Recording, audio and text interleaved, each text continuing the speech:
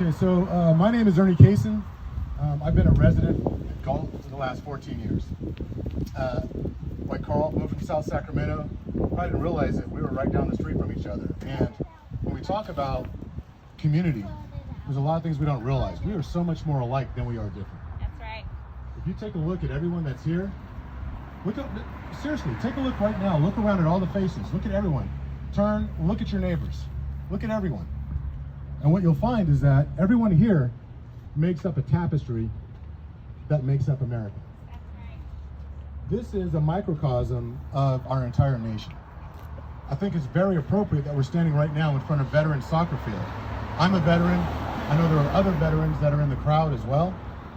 And when you put on the uniform for the United States, you're not a Democrat, you're not a Republican, you're not independent, heck, you're not even Greenpeace, even though our uniforms were green more times than not. We're simply Americans. And when you're overseas and you're involved in a war, you're fighting for the liberties that are here in the US, that this country is built upon. And every single one of those liberties that we're fighting for and that we're standing for are represented in the Constitution of the United States. And it didn't say that the Constitution is built upon or built specifically for a particular group of individuals. It's all Americans.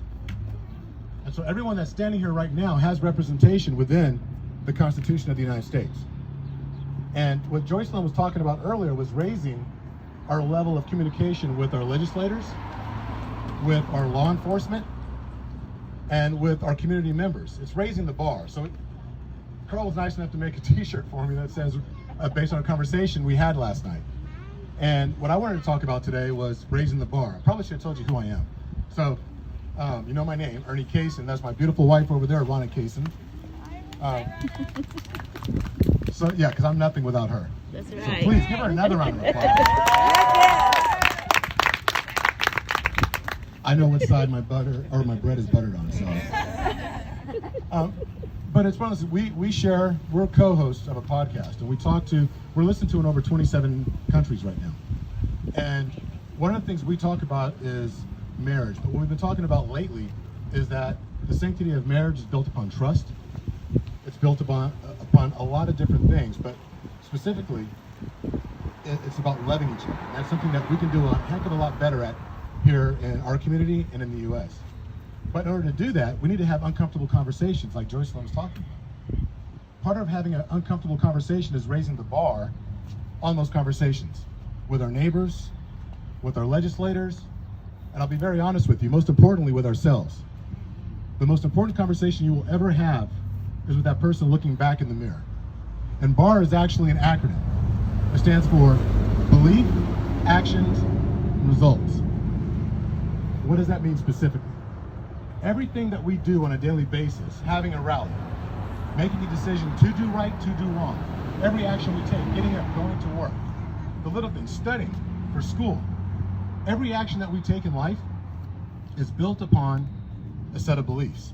We all have beliefs, something that we were taught when we were younger, but we can't have any actions, we can't do anything unless it really aligns with our belief system. So you have to understand that our beliefs are what determine our actions, and it's those actions that actually dictate our results. Mm-hmm. So the reason why we need to raise the bar on our conversations is because you need to ask yourself, if you've been in mixed company, if you've been around a group of other individuals and somebody tells an off-color joke, doesn't matter if they're talking it's a black joke, or it's a Hispanic joke, or it's a Native American joke, or if it's a gay joke, or a transgender joke, it doesn't matter if it's any of these other jokes. Rather than pointing your finger at the individual and saying, hey, you know what, that was wrong, you shouldn't do that, because then you put that person in their adaptive state. You put them in a position where they have to defend themselves.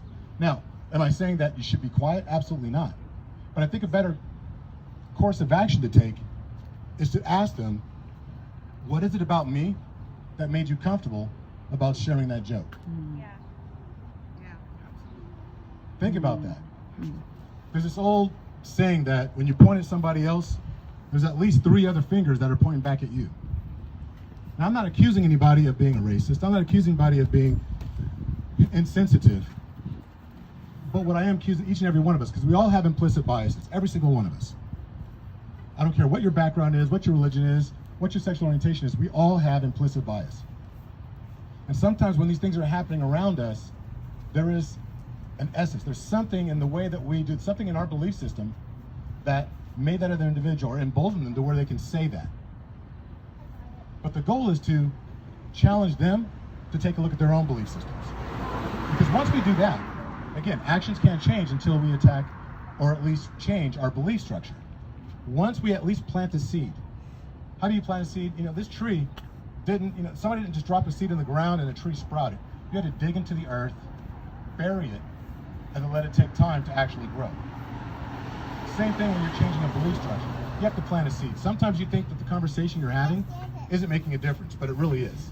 You're planting a seed, because maybe they won't address it right there and then, but we have to hope and we have to believe that when they walk away, you've planted a seed. And at some point, maybe it's in the recesses of their memory, when they're at home, when they're with their friends, when they're at the grocery store, wherever, that something takes hold, and then all of a sudden starts to germinate and grow a little bit.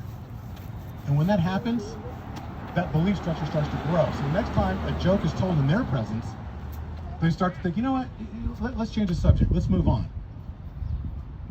That's all it takes. And once that belief is changed, or at least attacked, or at least recognized, then the actions start to change.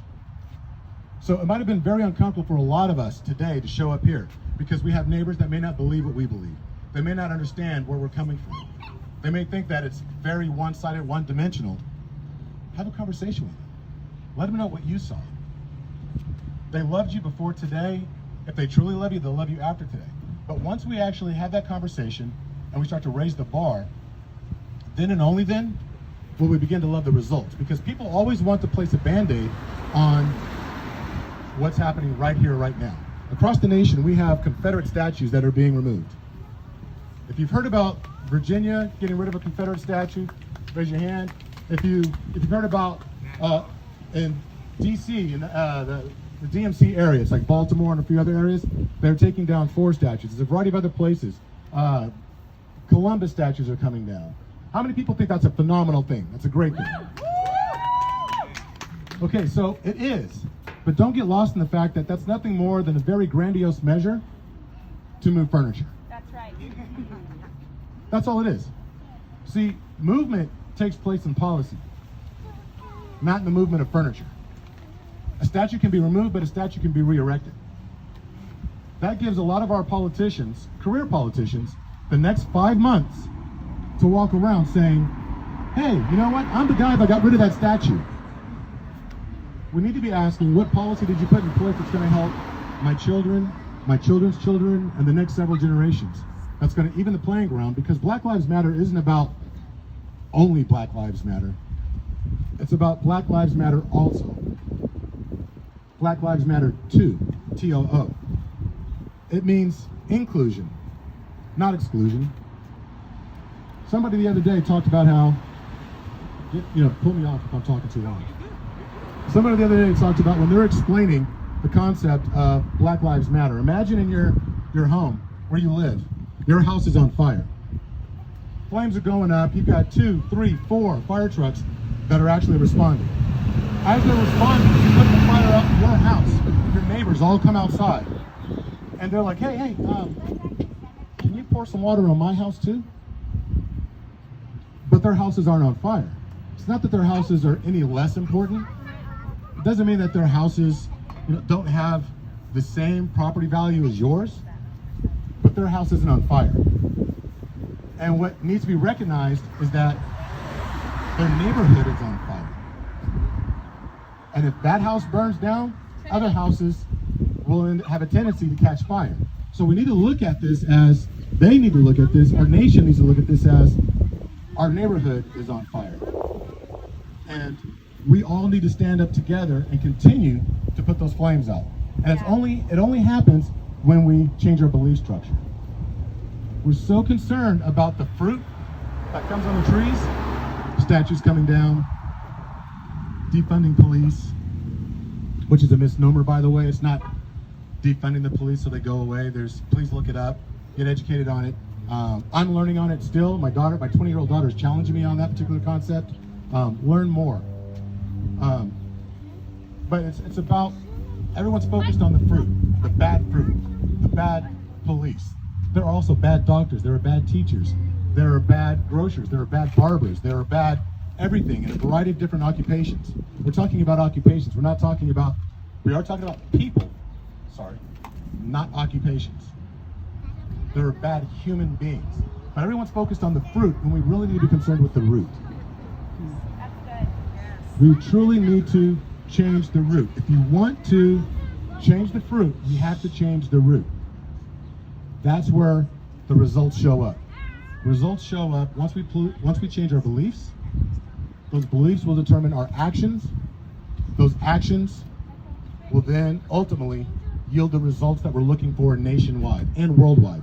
We are not the only country that is having this conversation right now. So raise the bar on your conversations with your neighbors, your friends, your legislatures, your family, that crazy aunt and uncle that show up to the barbecue and just you don't know what to do with them. Talk with them, but most importantly, look in the mirror, have a conversation with yourself. Raise that bar. So I want to thank you. There's Ernie Kaysen. You're going to see a lot more of me with the group as well.